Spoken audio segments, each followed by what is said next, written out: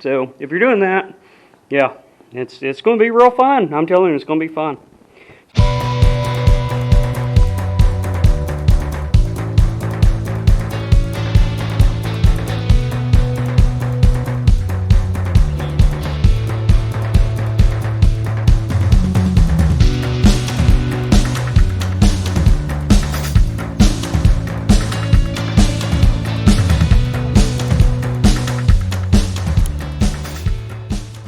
It's a pain because, you know, it's thermostat on a 302. See how it's like right there, right? Buried down in there in a real fun location.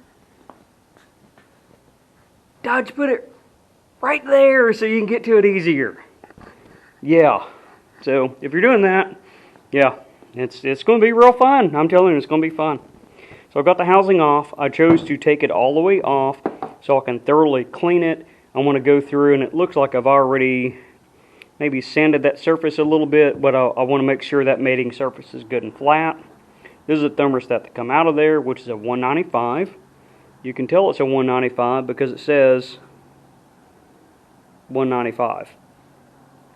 What I'm putting in is a Motorrad 180. It's a little dingy in there, so probably can't read the 180. And I'm going with that just because the 195, I just don't like what's working. It gets up a little too high. So on a really hot day, because I am in South here, I want to be able to run my AC and make sure there's no issues with that. So I'm going to run that for a little bit. It's not like I don't know how to change it, even though it's thoroughly fun to change, right? Alright, I think I figured out why my thermostat was acting a little funny. If you look at this here, that's the way I had it installed. And you see this is the way I have the new one installed. Had it backwards. Now, how do I know I had it backwards would be one question you have. And then the other question you should probably ask is, why did I put it in backwards to begin with? You know, and like I said, how do I know that one's right? Which way does it go? Well, I looked in the book to begin with. And it shows right here that the bridge goes in that way. Just like that, right? It says on some models, locking flats secure the thermostat, and they got a picture of that. Locking flats. Well, this don't have locking flats on there. Once I saw that, I was like, well, you know, that's a little odd. Now, what else do we got? Turn the page. Center you up. So up here is talking about the bleed valve on there, which on this one it's that little speck right there. See the little spot right there? It says on V8 models with a thermostat bleeder valve, the bleeder valve must be up.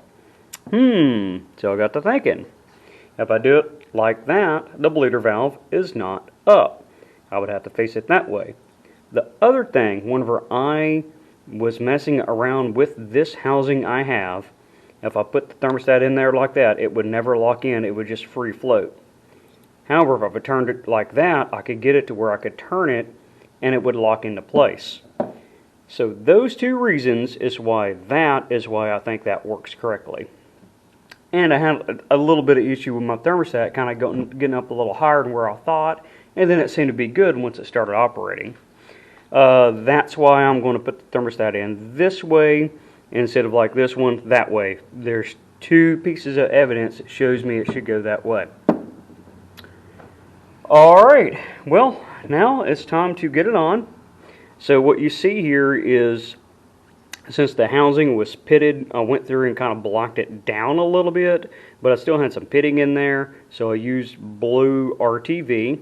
That was last night. I put that in there and pasted it in there real good, and then put the gasket on in place. Thermostat goes underneath the gasket. It has a recess in here so that will allow that to happen. So now I'm ready to install this. On the intake side, it's pretty clean. It's a good machine surface, so I didn't mess with that. I didn't see any pitting, so I'm just going to put that on with no additional sealant on there. Alright, let's just get to it. Alright, as you can see, that is where the thermostat goes, and you have all kinds of nice, beautiful things in the way. Whenever I took it out, I unplugged the TFI module. I didn't want to move the distributor, which I have done before, is unlocked it and then moved it. You know, of course, I'd mark it in place where I wanted it to be, and then move it out of the way. Good clean surface right there, so I'm just going to put this on. There's also the little bypass hose right here that needs to be hooked in to this spot there as I'm finagling this in place. I honestly could not think of a better way, better design for this. I mean, there's no other way. This is the best way to do it, right?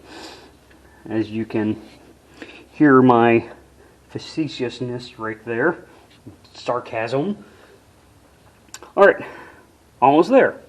2 bolts in, get these hose clamps up back into position.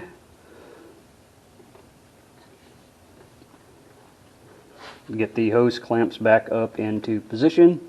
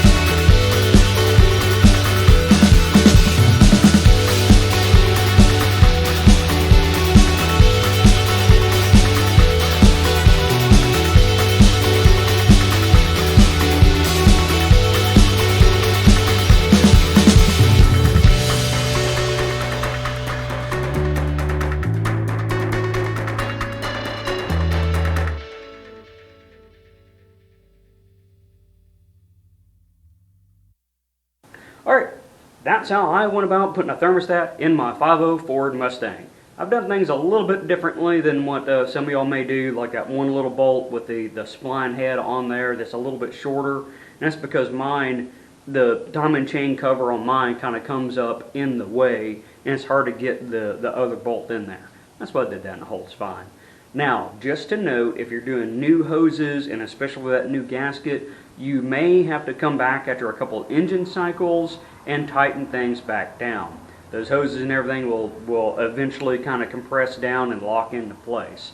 So be aware of that once you do this. Make sure you put your clamps in locations and clock them so that you can come back in and tighten those later, because you're probably going to have to do that, right? Okay, that'll tidy this one up. If you like what you see, make sure to hit that like. If you haven't subscribed, and I know some of you out there haven't, you know who I'm talking to. If you hadn't subscribed, go ahead and click that subscribe. Share if you found this useful, and I'll see you next time on Broke Into a Garage.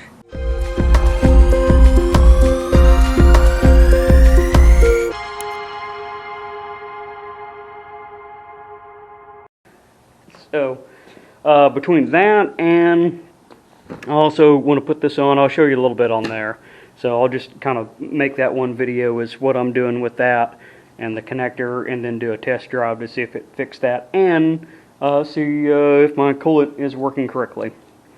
Alright, oh hey, don't pay attention to that. I'm tinkering with paint because I'm learning how paint works and how to block and all that. Well, my first video was actually on YouTube was painting this car, and that's been about 2 years ago, a little over 2 years since I've painted this with the satin black paint, and I'm learning satin black is not like regular paint. There's certain things you do and do not do. So I'm just kind of tinkering around with the satin black and seeing what hue I want out of it and how to preserve it and keep it like that.